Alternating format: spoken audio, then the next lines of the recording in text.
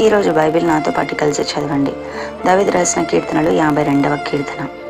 శూరుడా, చేసిన కీడును బట్టి నీవెందుకు అతిశయపడుచున్నావు? దేవుని కృప నిత్యముండును. మోసం చేయువాడా, వాడిగల మంగళ కత్తి వలె నీ నాలుక నాశనం చేయనుద్దేశించుచున్నది. మేలు కంటే కీడు చేయుటయు, నీతి పలుకుట కంటే అబద్ధం చెప్పుటయు నీకిష్టం.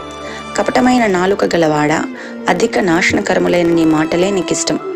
కావున దేవుడు సదాకాలం నిన్ను అనగగొట్టును. నిన్ను పట్టుకుని ఆయన నీ గుడారములో నుండి నిన్ను పెళ్లగించును. సజీవుల దేశంలో నుండి నిన్ను నిర్మూలం చేయును.